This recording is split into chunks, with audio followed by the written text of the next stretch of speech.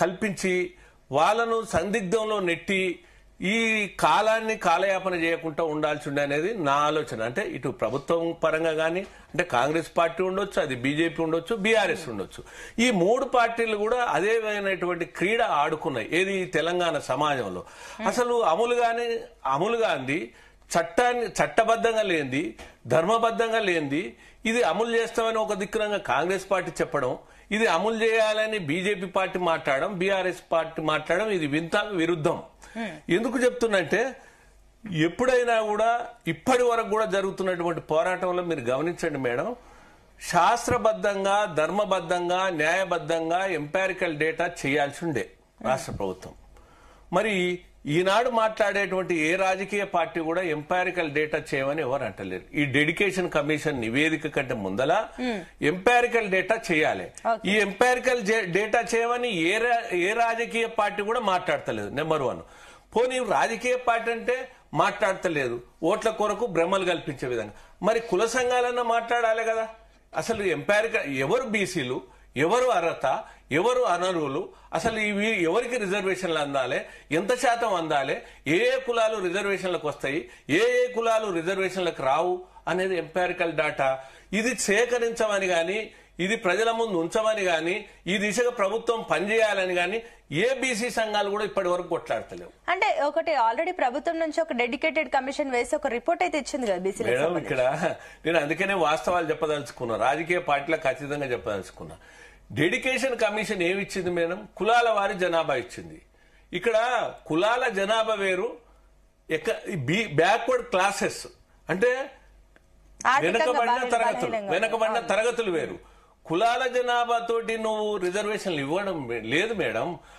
Article 16 ఫలితం ఉందని, ప్రయోజనం ఉందని వర్గానికి ప్రాతినిధ్యం కల్పించమన్నాడు.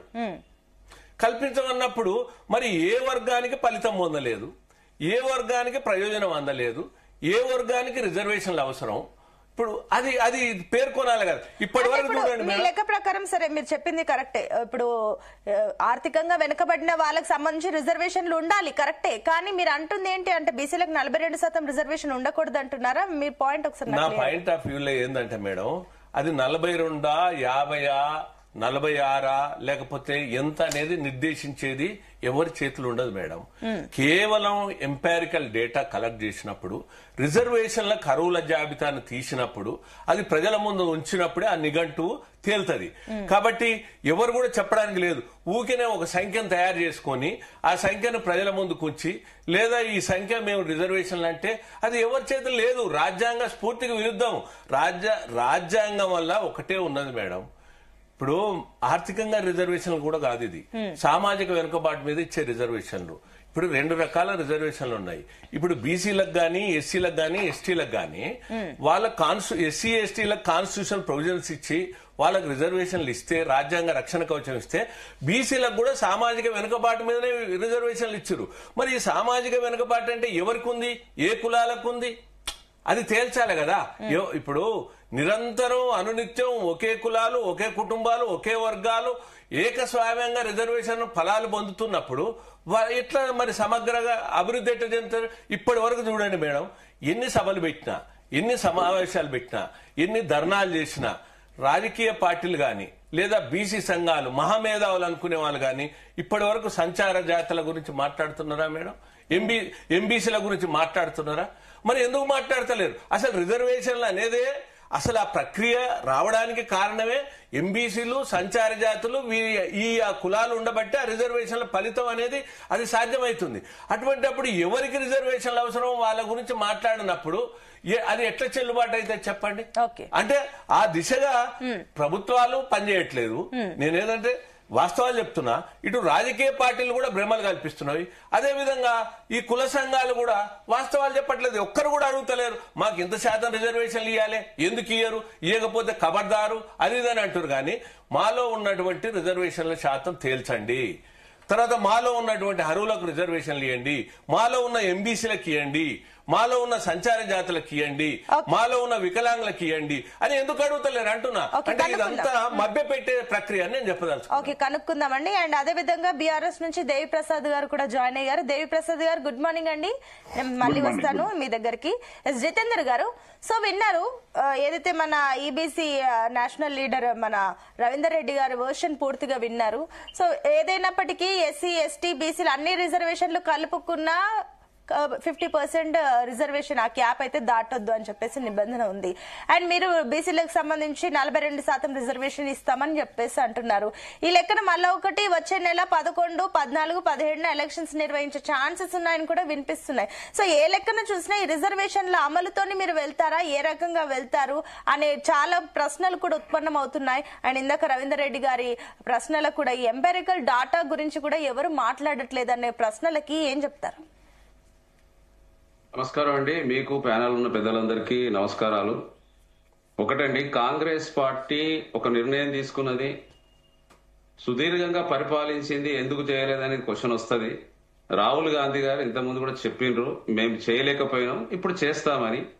అదేవిధంగా కామారెడ్డిలో మీటింగ్ పెట్టి బీసీ గర్జన పెట్టి 42% ఇస్తామని చెప్పాము. ఇప్పుడు దాదాపుగా 75 సంవత్సరాలు వచ్చిందండి. ఎస్సీ ఎస్టీలకేమో రాజ్యాంగ పరంగా వాళ్లకు చట్టసభలలో అవకాశాలు ఉన్నాయి. అదేవిధంగా స్థానిక సంస్థల ఎలక్షన్స్లలో మరి ఇక్కడ బీసీలకు రిజర్వేషన్ అనేది ఉండాలనే సంకల్పంతో నాడు మొదలుపెట్టిండ్రు. అనేక సమస్యలు జరిగినాయి. ఒక టైంలో రామారావు గారు ఉన్నప్పుడు 35% ఇచ్చారు. దాన్ని మరి కేసీఆర్ వరకు వచ్చే వరకు 23% అయిపోయింది. ఇట్లా రకరకాలుగా జరగడంతో బీసీలు అనేది ఎస్సీ ఎస్టీలకు అయినటువంటి హీనమైన జాతులలో కూడా బీసీలు ఉన్నారు. ఇప్పుడు రవీందర్ రెడ్డి గారు చెప్పినట్టుగా సంచార జాతులు, రకరకాల జాతులు ఉన్నాయి. వారికి న్యాయం చేయాలనే ఒక సంకల్పంతో కాంగ్రెస్ పార్టీ కామారెడ్డి సభ పెట్టి 42% ఇస్తే బాగుంటదనే ఉద్దేశంతో చేయడం జరిగింది. కాంగ్రెస్ పార్టీకి ఒక చిత్తశుద్ధి ఉందండి. ఇప్పుడు ఇంత పెద్ద ఎత్తున ఇప్పుడు రాష్ట్రం విడిపోయిన తర్వాత 10 సంవత్సరాలు కేసీఆర్ గారు ఉన్నప్పుడు ఈ ప్రయత్నం చేయలేకపోయారు. అది ఎందుకు చేయలేదనేది అది వాళ్ళ విధికి దానికి వదిలేస్తాము. ఎందుకంటే ఆ రోజు దాదాపుగా 27% ఉన్నదాన్ని మరి కోర్టులో ఆదేశాలు ఇవ్వడంతో దాన్ని 23%కి దిగొట్టేసింది దాన్ని. ఎందుకంటే ఆ రోజు 10 సంవత్సరాలు కొంత అవకాశం ఉండే కేసీఆర్ గారికి చేయాల్సింది. ఎందుకు అంటే ఆ రోజు ఉన్నటువంటి ప్రభుత్వం 10 సంవత్సరాలు కేంద్రంలో బీజేపీ ప్రభుత్వం ఉండే. మరి ఇక్కడ కూడా చాలా మంది బీజేపీకి సంబంధించినటువంటి మంత్రులు ఉన్నారు. మరి ఇప్పటికి కూడా ఇప్పుడున్నటువంటి 8 మంది ఎంపీలు, 2 మంత్రులు ఉన్నారు. మరి ఎందుకు చేయట్లేదో అర్థం కాదు. కనీసం ప్రాంతీయ భావన, ప్రాంతీయ భక్తి, రాష్ట్రం కోసము పక్క రాష్ట్రం చూసి నేర్చుకోవాలండి. మనం పక్క రాష్ట్రంలో చూడు ఎంత వాళ్ళకు రాష్ట్రంలో ఈ రోజు విభజన హామీలు ఎన్నో తెచ్చుకుంటున్నారు.